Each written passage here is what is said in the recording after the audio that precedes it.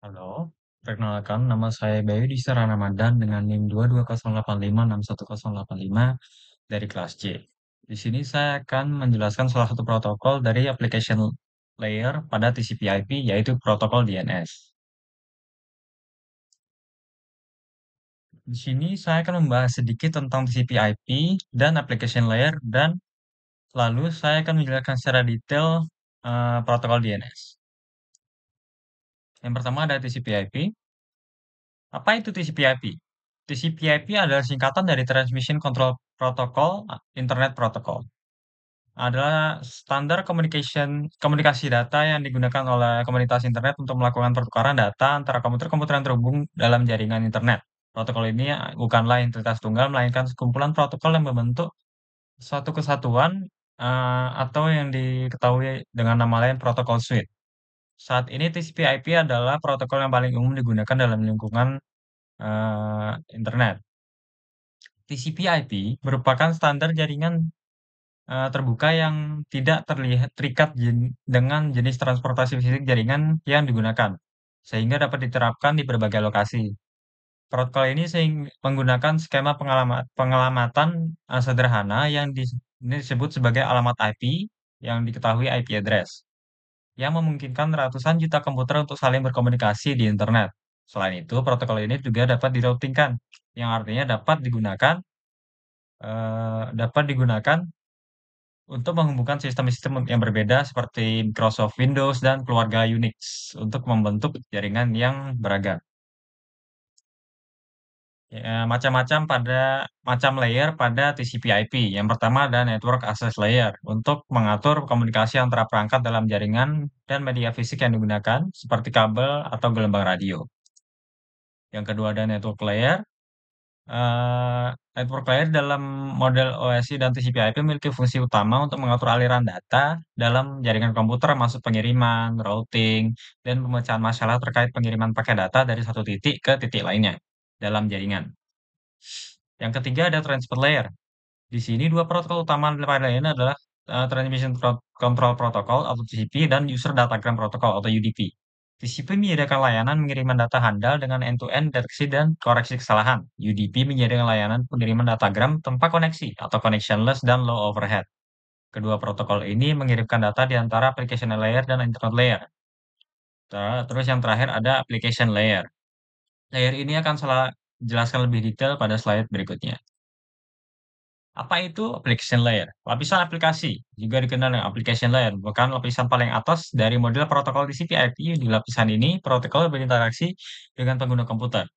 Lapisan ini menggabungkan fungsi yang terdapat di lapisan sesi, ya, lapisan presentasi, dan lapisan aplikasi pada model OSI. Application layer juga merupakan komponen penting dalam memfasilitasi komunikasi antara aplikasi pengguna komputer yang berbeda melalui keserakahan protokol. Sebagai contoh, browser web menggunakan HTTP atau HTTPS untuk memungkinkan penjelajahan web. Habis itu ada program email seperti Microsoft Outlook yang menggunakan protokol seperti POP, Post Office Protocol, dan SMTP, Simple Mail Transfer Protocol untuk transfer email.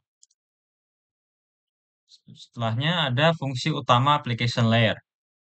Yang pertama ada komunikasi antara aplikasi.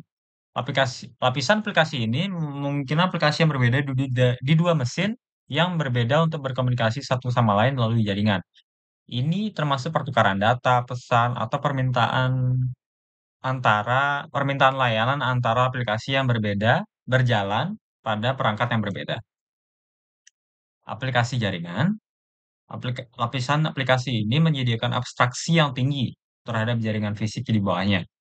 Ini berarti bahwa aplikasi tidak perlu tahu detail teknis dari bagaimana data dikirim atau diterima melalui jaringan. Abstraksi ini adalah dan memudahkan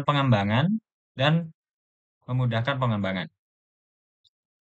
Yang ketiga, keselamatan keamanan. Lapisan aplikasi juga bertanggung jawab untuk mengimplementasikan fitur-fitur keamanan seperti enkripsi data dan autentikasi pengguna. Ini penting untuk melindungi data yang dikirim melalui jaringan dari ancaman keamanan seperti hacker.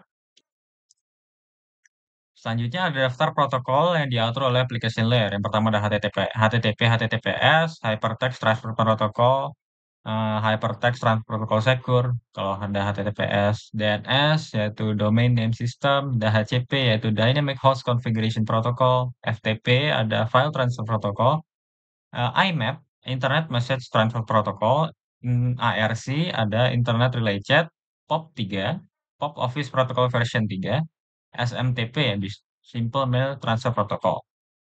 Selanjutnya saya akan menjelaskan lebih lanjut tentang DNS. Apa itu DNS? DNS merupakan singkatan dari Domain Name System, memainkan peran penting dalam fungsi internet. DNS berfungsi sebagai protokol lapisan aplikasi yang memfasilitasi pertukaran pesan antara berbagai aplikasi yang berjalan pada pertukaran pesan antara berbagai aplikasi yang berjalan pada sistem berbeda. DNS bertindak sebagai layanan direktori, menjembatani kesenjangan antara nama host sama alamat numeriknya. Memastikan komunikasi yang lancar di seluruh jaringan. Dalam sistem ini juga setiap simpul dalam pohon hierarki memiliki nama domain dengan nama domain yang lengkap dibuat sebagai urutan simbol yang dipisahkan oleh titik-titik.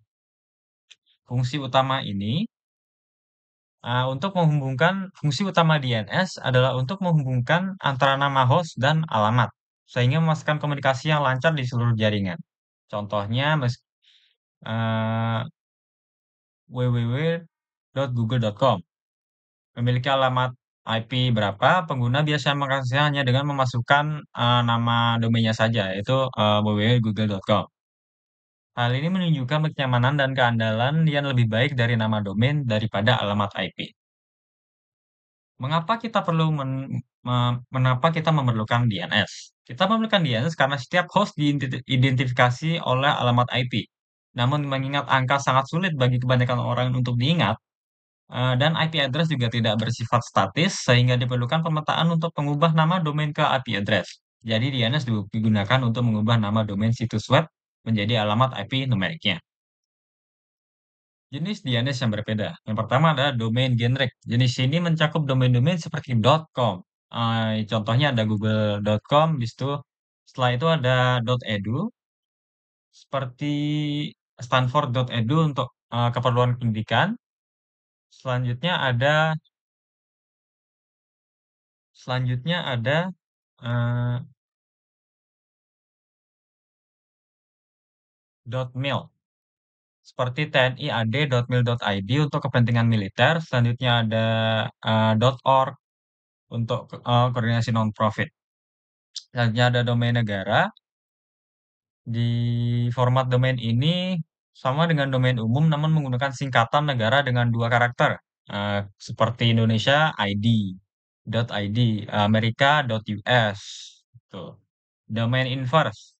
Ketika terdapat kebutuhan untuk menemukan nama domain yang sesuai dengan alamat IP tertentu, proses ini, domain inverse ini kemampuannya untuk memfasilitasi fungsi ini, DNS punya kemampuannya.